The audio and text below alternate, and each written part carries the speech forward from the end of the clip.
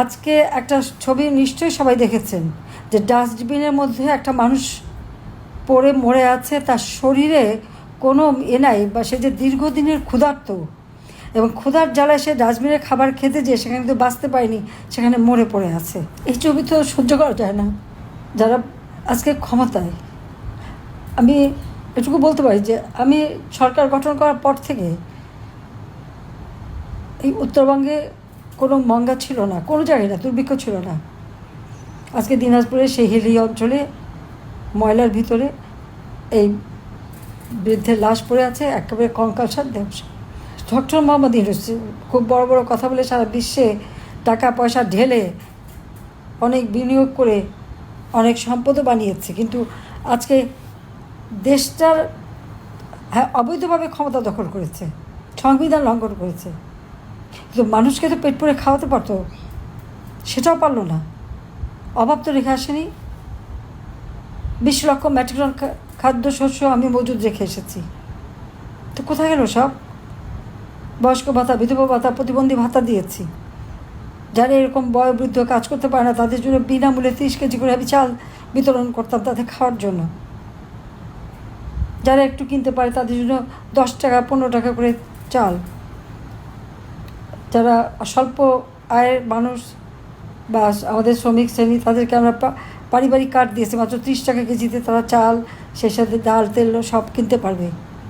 সেই সামাজিক নিরাপত্তার কাজগুলি সমস্ত টাকাগুলি তো মেরে খেয়েছি। আমার জুন মাসে 2024 সালে আমি বাজেট দিয়ে আসি, 7,97,000 কোটি টাকার বাজেট। 140 প্রকারের আমার সামাজিক নিরাপত্তা কর্মসূচি। টাকাগুলি গেল কোথায়? আমি জানি না বিশ্ব বিবেককে নাড়া দেবে কিনা।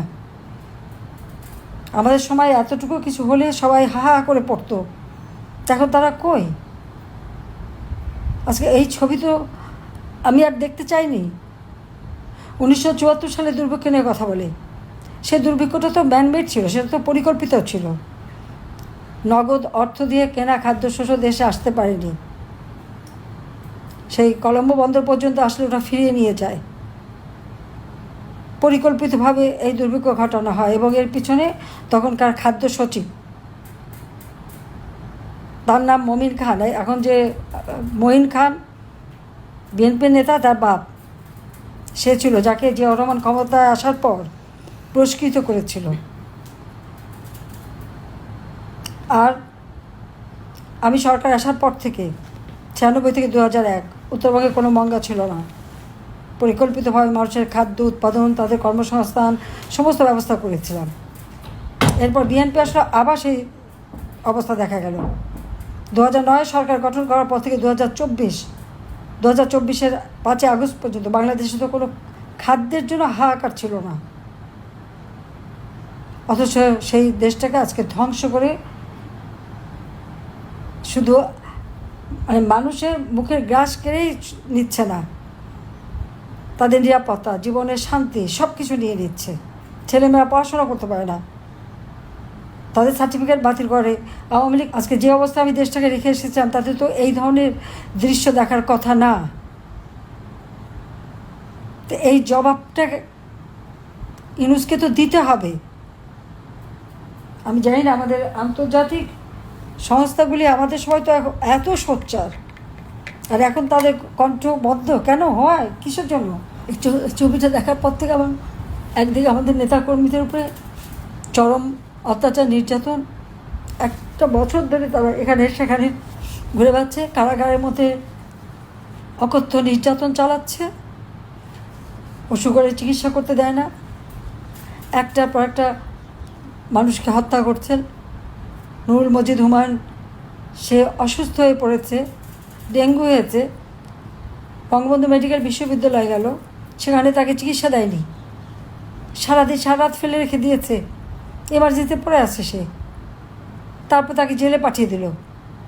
জেলে যাওয়ার পর তার ডায়রিয়া এবং ডেঙ্গু, মুমূর্ষ অবস্থা, তাকে মেডিকেল কলেজে নিয়ে আসলো, একটা বেডে যেখানে কোনো একটা বিছনার চাদর পর্যন্ত নাই, হাতে হাত করা বাঁধা, একটা মুমূর্ষ রোগী, তার হাতে হাত করা বাঁধা। সে যখন মারা গেল তখনও হাত করা। অপরাধটি তার কী অপরাধ করেছিল? মুক্তিযুদ্ধ করেছিল, এটাই তো অপরাধ। সে যে একটা মন্ত্রী জনগণের নির্বাচিত জনপ্রতিনিধি ইউনূসের মতো মেটিকুলাস ডিজাইনের মাধ্যমে জঙ্গিদের সাথে নিয়ে, হত্যাকারী সন্ত্রাসীদের সাথে নিয়ে তো ক্ষমতা দখল করেনি। সে তো জনগণের ভোটে নির্বাচিত হয়ে সরকারের মন্ত্রী ছিল। কাজে আমি আমাদের নেতাকর্মীদের বলবো, আজকে আসলে ওই ছবিটা দেখার পর থেকে আমার খুবই কষ্ট হচ্ছে। সেই রাজবাড়ি গোয়ালন্দের নুরা পাগলার লাশ কবর থেকে তুলে লাশের উপরে অত্যাচার, এটা কোনোদিন কেউ দেখেছে বাংলাদেশে? পৃথিবীতে কেউ দেখে এটা? যে লাশ তুলে নিয়ে সেখানে তাকে সেই লাশের উপরে লাঠি দিয়ে পিটালো, তারপরে আগুন দিয়ে পোড়ালো। আওয়ামী লীগের বহু নেতাকর্মীকে এভাবে পুড়িয়ে পুড়িয়ে হত্যা করেছে, যাদের নাম ঠিকানা পাওয়া যাচ্ছে না। পুলিশ মেরেছে, আনসার মেরেছে, এবং তাদের এই হত্যাকাণ্ডগুলি কিসের থেকে? আজকে পুলিশ মেরেছে বলে আমাদের বিরুদ্ধে মামলা দেয়, আমাদেরকে শাস্তি দিচ্ছে। মারলো তো সেই 7.62 বুলেট, এই বুলেটকে চালালো। কেন তদন্ত হলো না? আমি যে তদন্ত কমিশন গঠন করে দিয়েছিলাম 18ই জুলাই, সেই তদন্ত কমিশনকে কাজ করতে দেয় না ইউনূস। ক্ষমতা এসেই সেটা বাতিল। সে দুর্নীতি করছে সবার। আমি ইউনূসকে বলে নিজের চেহারাটা আয়নায় দেখেন।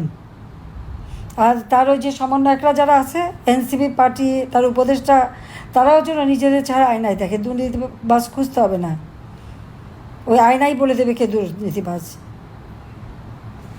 দুর্নীতি দমন কমিশন কর্তৃক ইউনূসের বিরুদ্ধে মামলা, মানি লন্ডারিংয়ের মামলা, অর্থ আত্মসাতের মামলা, ট্যাক্স ফাঁকির মামলা, নিজের কোম্পানির লেবারদের টাকা আত্মসাৎ করেছে সেই মামলা, সাজাপ্রাপ্ত আসামি। ক্ষমতা আসতে না আসতেই সব সাজা বাদ আর সব মামলা প্রত্যাহার।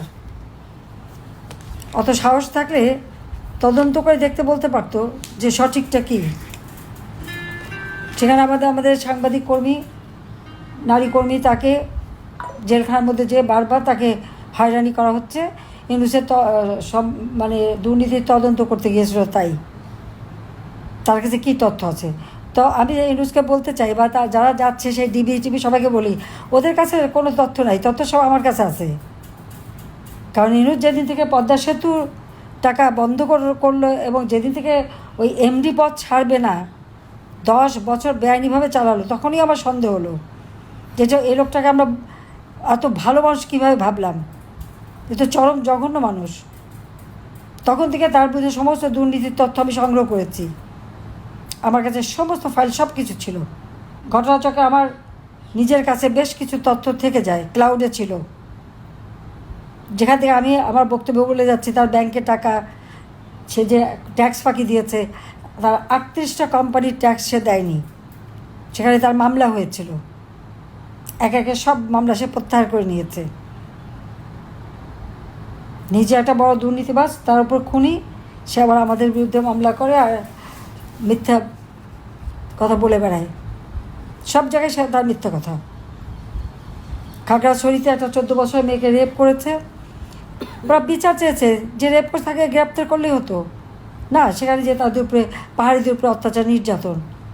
সেই নির্যাতন করে এটা কে করেছে? এটা নাকি আওয়ামী লীগ করিয়েছে, আমরা করিয়েছি এবং ভারত করিয়েছে। বাস, উদরপিণ্ডি বুধর ঘাড়ে। নিজের অপকর্মের দোষটা অন্যের ঘাড়ে চাপানোতে ওস্তাদ হচ্ছে এই ডক্টর মোহাম্মদ ইউনূস। কাজে এই সুদখোর ইউনূসের হাত থেকে দেশকে রক্ষা করতে হবে, দেশের মানুষকে বাঁচাতে হবে। সেই জন্যই বলবো, যে যেখানে আছে, যার যা কিছু আছে, তাই নিয়ে যে যেভাবে পারবেন এর প্রতিরোধ করতে হবে। আর ইউনূসের ক্ষমতা, অবৈধ ক্ষমতা, নির্বাচিত প্রতিনিধিদের বিচার করার তার কোনো অধিকার নাই। এটা অনধিকার চর্চা, এটা সংবিধান বিরোধী। কারণ তার ক্ষমতার ভিত্তিতে কোনো সংবিধান নাই। সংবিধান ছাড়া জঙ্গিদের দ্বারা সে ক্ষমতা দখল করেছে। বাংলাদেশের যতগুলি জঙ্গি ঘটনা ঘটেছে, সেই হলি আর্টিজারের জঙ্গি ঘটনা, 21 আগস্ট গ্রেনেড হামলা, হয়তো শাহজালালের মাজারে ব্রিটিশ হাইকমিশনের উপর গ্রেনেড হামলা, 10টা অস্ত্র চোরাকারবারি মামলা, গুলি, হত্যা, যত সন্ত্রাসী এবং বিডিআরের যে বিদ্রোহ, সব আসামি ছেড়ে দিয়েছে। কেন ছাড়লো? আর কিছু না, প্রত্যেক ঘটনার পিছনে ইউনূসের হাত ছিল। এটাই এখন প্রমাণিত। একদিন প্রমাণ হবে। কাজে সবাই ঐক্যবদ্ধ হন, যা কিছু হচ্ছে নামতে হবে। বাংলাদেশের মানুষের ভাগ্য নিয়ে আর খেলতে দেওয়া যায় না। আমি সেই আহ্বানই জানাচ্ছি, সবাই মাঠে নামতে হবে ও একে হটাতে হবে। বাংলাদেশের জনগণের উপর আমার বিশ্বাস আছে, আস্থা আছে, আর আমি জনগণের পাশেই আছি। বেঁচে যখন আছি অবশ্যই বাংলাদেশের মানুষের পাশে থেকে দেশের গণতন্ত্র পুনরুদ্ধার করা, আইনের শাসন প্রতিষ্ঠা করা, যত বন্দী আছে তাদের মুক্তি দেওয়া, মিথ্যা মামলা প্রত্যাহার করা, এবং যারা দোষী এই ইউনূস, তার সমন্বয়ক, এনসিপি এবং উপদেষ্টা, এদের বিচার করা, এবং আওয়ামী লীগের নেতা কর্মীকে যে হত্যা করেছে, যারা হত্যা করেছে, যারা জ্বালাও পোড়াও করেছে, যার ঘর জ্বালিয়েছে, তো তাদেরকে চিনে রেখে যে যেভাবে পারেন সে তখনই ব্যবস্থা নিতে হবে। আমি আহ্বান জানাই সবাইকে শক্ত হয়ে দাঁড়াতে হবে। হারাবার তো আর কিছু নেই, সব গেছে, আমরা তো সব হারিয়েছি। তার বিচার বাংলা মাটিতে হবে। সবাই ভালো থাকেন, সুস্থ থাকেন। খোদা হাফেজ। জয় বাংলা, জয় বঙ্গবন্ধু, বাংলাদেশ চিরজীবী হোক।